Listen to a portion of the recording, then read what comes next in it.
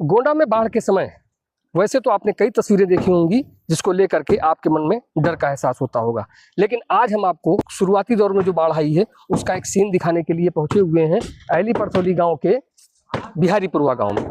आप ये बिहारीपुरवा गांव देख सकते होंगे और मेरे ये ठीक बगल से बाएं हाथ पे आपको घाघरा नदी बहती हुई दिखाई दे रही है, जो कि बहते बहते इस समय बिहारीपुरवा गांव के बिल्कुल बॉर्डर तक आ पहुंची है। और एक मकान जिसको आप देख रहे होंगे कि कई लोग मिलकर के इस पे हथौड़े चला रहे हैं, और ये इन्हीं लोगों का मकान है जिसमें ये लोग रहा करता था, पूरा परिवार रहा करता था। लेकिन स्थिति ऐसी आ गई कि अपने ही आशियाने को ये लोग खुद हथौड़े से तोड़ने पर लगे हुए हैं। और उसका कारण ये है कि ये घर किसी भी समय घाघरा नदी की आगोश में आ सकता है। धारा जिस तरह से बह रही है, पूरी जो नींव है मकान की वो कहीं ना कहीं ये जो घाघरा नदी है उसको काट चुकी है। और इस समय इसका जो सीधा अगर कहा जाए तो निशाना पूरे तौर पे यही एक घर है जहां पर इसकी धारा जो है वो सीधे आके टकरा भी रही है। पीछे का सीन जो है वहां भी हम आपको ले चलेंगे, लेकिन इससे पहले जो ये लोग अपना मकान तोड़ रहे हैं, आइए इनसे ही हम जानने का प्रयास करते हैं कि आखिरकार क्या कारण है, कब से यहाँ का पानी बढ़ा और किस समय से आखिरकार इनके घर पर जो खतरा है वो मंडराया जब और इन लोगों ने अपने घर को तोड़ना शुरू किया। भाई साहब ये बताइए क्या नाम है आपका? राजित राम यादव। ये बताइए ये आपका मकान है?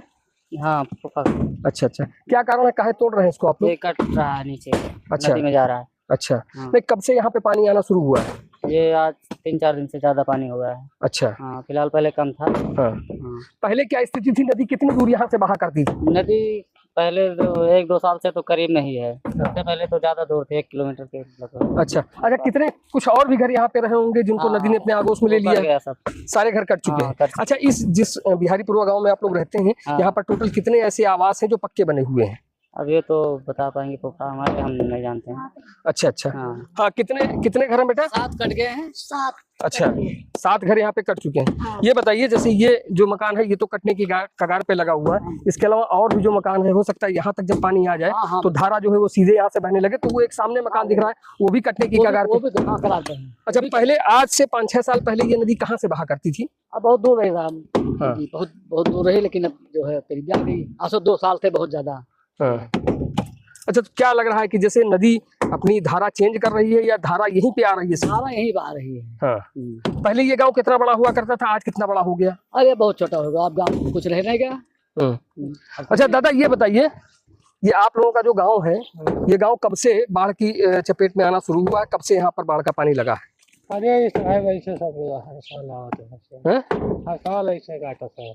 हाँ, देखिए हम आपको दिखा दें कि एक मकान तो ये है ही, इसके अलावा एक ये दूर आपको मकान वो दिख रहा होगा जो कि मुहार, और ये जो नदी की धारा जा रही है ये यहीं से बहती हुई जा रही है और सीधे उस कंस्ट्रक्शन ही है और अभी केवल उसमें प्लास्टर में, लेकिन पीछे से नदी ने उसको काटना शुरू कर दिया है। पहले बताया ये जाता है कि यहाँ से आप देख रहे होंगे कि लाइन से जो ट्रांसमिशन के खंभे लगे हुए हैं, ट्रांसमिशन की जो लाइनें बनी हुई हैं, हमने 2 साल पहले भारत समाचार ने आ करके इसी जगह से आपको दिखाया था कि जिस समय इनकी जो ग्राउटिंग की गई थी वो खास तौर पर 25 से 30 मीटर की गहराई में की गई थी, और इसके बाद जो तार थे उनको यहाँ से खोला गया था। भारत समाचार पर जब खबर चली थी तब जाकर के बिजली विभाग जागा था और ट्रांसमिशन सेक्शन ने आकर के यहाँ से पूरा का पूरा जो लाइन है ये उतरवाया था, और इसके बाद जो जिस डेप्थ में इन खंभों को खोद करके गाड़ना चाहिए उस डेप्थ में इनकी खुदाई हुई और तकरीबन 100 से 120 या 125 मीटर की गहराई में इन खंभों को फिर से दोबारा गाड़ा गया। तो ऐसी स्थिति में आपको बता दें कि पहले इस गांव में यहाँ जो पानी का जो नदी है वो यहाँ से तकरीबन 1 किलोमीटर 1.5 किलोमीटर दूर हुआ करती थी, जो आपको दूसरा खंभा दिख रहा होगा ट्रांसमिशन लाइन का, वहां से होकर के बहती थी। लेकिन धीरे धीरे जैसे समय बीता, जैसे साल बीतते गए, वैसे वैसे नदी ने अपनी धारा परिवर्तित की और आज की तारीख में स्थिति ये आ गई कि नदी बिल्कुल इस घर से सट करके बहने लगी है। बाबूरामपुरवा में अगर देखा जाए तो करीब 1 दर्जन से ऊपर यहाँ परिवार जो है वो रहते हैं और 8 से 10 ऐसे घर हैं जो पक्के बने हुए हैं। लेकिन इस समय हालात ये हो गए हैं कि यहाँ के लोगों को रात में नींद नहीं आ रही है, दिन में उनका जो सुकून है वो भी पूरी तरीके से गायब है, क्योंकि उनको ये पता नहीं है कि जिस तरह से नेपाल के स्तर से 5 लाख क्यूसेक पानी नदी में छोड़ा गया, उसके बाद से घाघरा नदी ने यहाँ तांडव मचाना शुरू कर दिया है।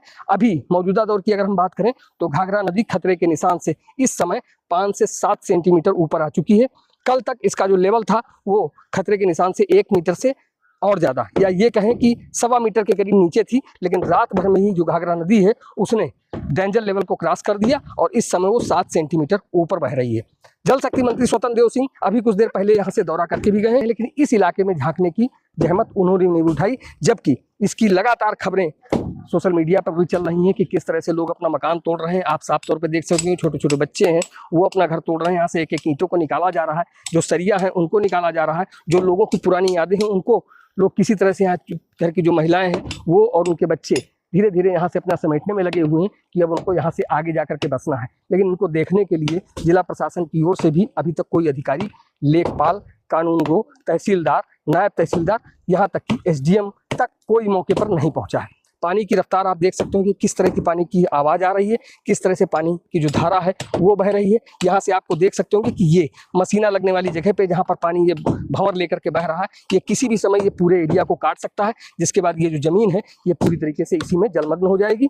और बताया जाता है कि घाघरा की जो मसीना लगता है तो उस समय घाघरा नीचे से कटान करती है, तकरीबन 60 से 70 मीटर की गहराई में जाकर के कटान करती है। ऐसी स्थिति में जिस समय ये घर कटेगा उस समय इसका जो मलबा है वो कितने मीटर चला जाएगा ये भी पता नहीं है। तो फिलहाल देखने वाली बात होगी कि इस खबर के बाद आखिरकार इस घर के कटने के बाद प्रशासन कितना जागता है, क्या यहाँ के लोगों को समय से कोई राहत सामग्री मुहैया कराई जाती है, या फिर यहाँ जो लोग हैं जो अपने घर से बेजार हो करके इनका घर नदी में आने के बाद क्या उनको कहीं बसाया भी जाएगा, ये फिलहाल देखने वाली बात होगी। राजेश तिवारी, भारत समाचार, गोंडा।